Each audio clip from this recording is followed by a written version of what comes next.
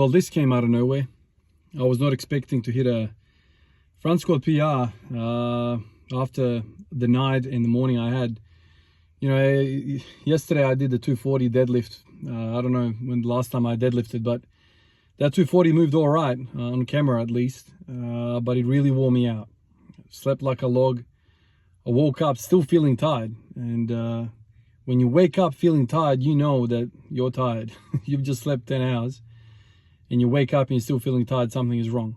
So I had breakfast, and then I had another nap on the couch with the kids running around. I got to the gym around 2 or 3 o'clock, and my whole mission was I'm gonna do something with the front squats.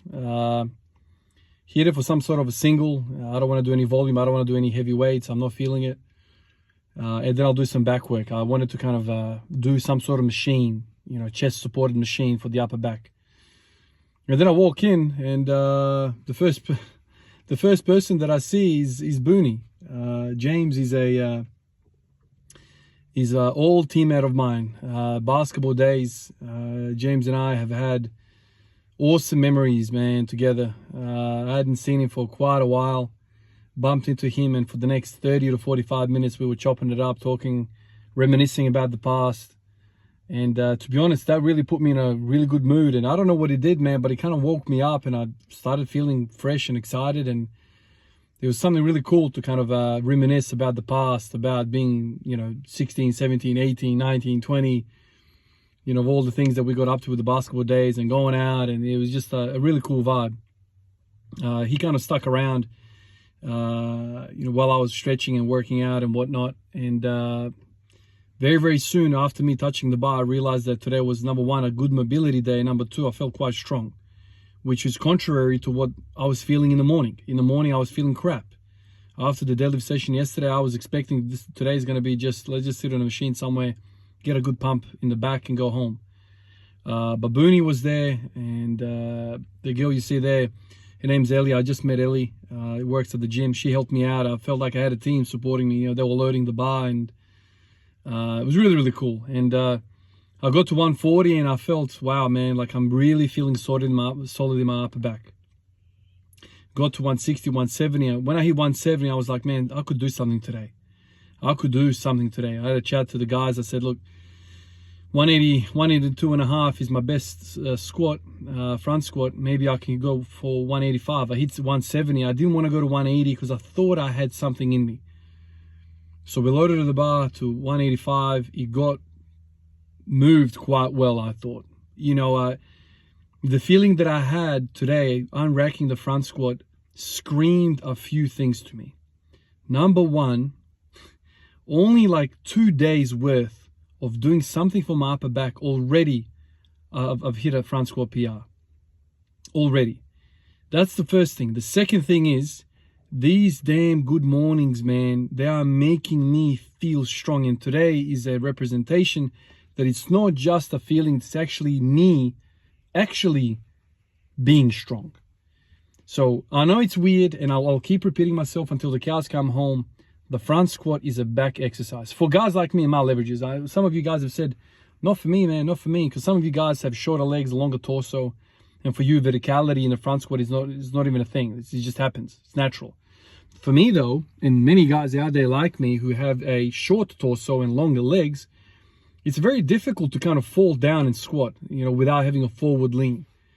So me doing a couple of sessions where I did pull-ups and where I did those seal rows, I don't know, man, but my front rack felt unbelievable. Unbelievable. I just unracked the bar, even 185 felt like it was nothing. The weight felt light in my rack. So the rack portion of it plays a big part in your confidence in completing the lift. And then in the hole, I felt like my lower back and my core was super strong, man, super strong. And I attribute that to the good mornings.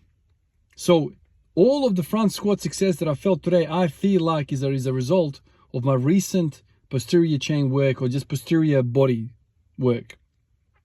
Everything, traps, rhomboids, lats, erectors, lower erectors, glutes, hamstrings, all of that I've worked with these two simple exercises, or two sets of exercises, the good mornings and then the whole host of upper back movements that I've done, have made me feel unbelievable in the front squat. And when I think about the period when I was hitting the previous front squat period, I hit 170, 175, 180, 182 in a fairly short period of time. I feel like all of that was done like in a month or something, all those PRs.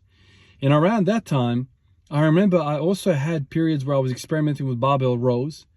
And I feel like I did a few sessions with just single dumbbell rows. I did like a bunch of stuff like this. Now, my thinking back then was similar. I was concerned with my ungluing of shoulders when I was pulling the deadlift off the floor. I had concerns about that, and I kind of went down the same alley of thinking I need upper back stiffness, I need upper back strength to be able to kind of latch down those shoulder blades and prevent that deformation of my upper back when I'm pulling and when I'm in the front squat position. Because the moment you let go of that upper back integrity, upper back structural integrity, all of that load gets shifted downstream. So then your mid back gets really taxed. That gives out because the forces are just leverage. It's like a fishing rod thing. And then eventually lower back cops it. And then when my lower back is threatening to round, end of the lift, I ain't interested in grinding through a lower back that's given out. And I don't want to be resting on my damn discs as I'm lifting. I want to have the structure. I want to have the musculature to hold the posture, not lean on skeletal structures. So I feel like these two things have attributed to success. The good mornings in the hole, having that really, really strong lower back complex, I want to say, because it's not just the lower back erectors, man. There's a lot going on. There's the psoas, there's the QL, there's the the transverse abdominis, there's the obliques, internal, external. There's a lot of stuff going on for your lower back to be straight or neutral or whatever, holding position. So in the hole, I feel like good mornings have done things for me. And at the top, it's the front rack business. I think it's all upper back stuff that I've done. So that's these two things. And I also have to mention, you guys have probably already kind of figured this out, my stance today was quite a lot wider. If you guys notice how I usually front squatted, they were kind of like narrow stance squats. Now I'm feeling more and more comfortable going wider. And so what you're seeing now is, when I look at it, for you guys, it's going to be like whatever. But for me, that is a really wide stance and I'm comfortable. See the development, see the journey, the transition. From me basically having heels touching in the front squat, which is crazy, to me feeling comfortable in this wide stance. And that is 100% related to me doing box squats. Super wide, West Side inspired box squats. Louis Simmons, rest in peace, respect. He's the man. When it comes to this sort of stuff, he's the man. You get stronger in the wide. And I have gotten stronger in the wide stance box squats at various heights. Everything else increases.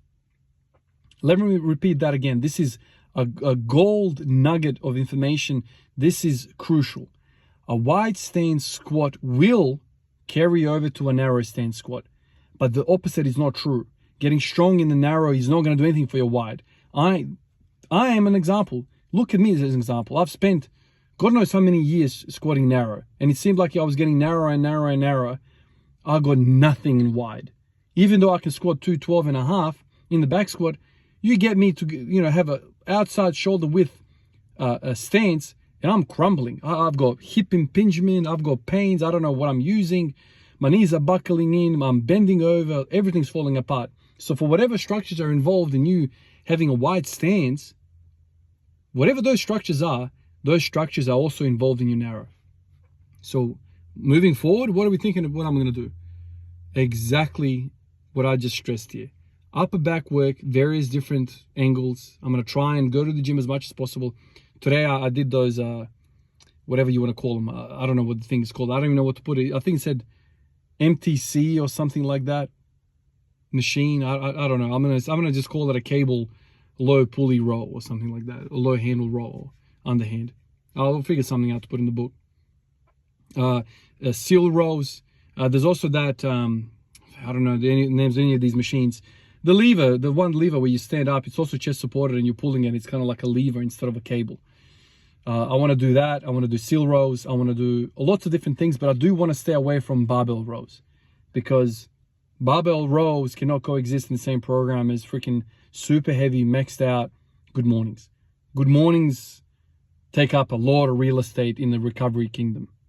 I feel like they take 80% of the damn real estate. So I don't want to do anything that's going to load the lower back, apart from squatting and deadlifting. But like, you know, doing accessory work on top of all of that, nah, not interested. Today, I did that machine. I walked around a few times looking for another machine. They didn't have it, the lever one that I was talking about. I sat down on the cable row machine, and I just did one set, and I didn't like it. There was too much stress on the lower back. Moved on. I mean, tomorrow I'm planning to do good mornings. I think tomorrow is going to be day 4 since the last good morning day. So, you know, it takes me 4, minimum 3, 4, 5 days sometimes. I think the last time it took me 5 days to recover from 120 for 10. So, you know, that's where I'm at. Everything in the back of you, train it, and your front squat will improve if you look like me. If you got femurs that are like finger length, you know, in distance, then you can do whatever you want. Just, you know, crank out your quads, and that's pretty much all front squats are. For me though, the limiting factor, the limiting step for me is the upper back and the core strength, which I feel like I'm training really well through the good morning. That's it. Jimmy, Booney, thank you so much for sticking around and inspiring me, man. You know, reminiscing with me. It's an absolute pleasure having you there during the session, and Ellie as well. Thank you for loading those plates. I felt like I had a team behind me today. Appreciate you guys, and I appreciate all of the guys on Patreon in the comment sections. I'll catch you guys in the next one. Peace out.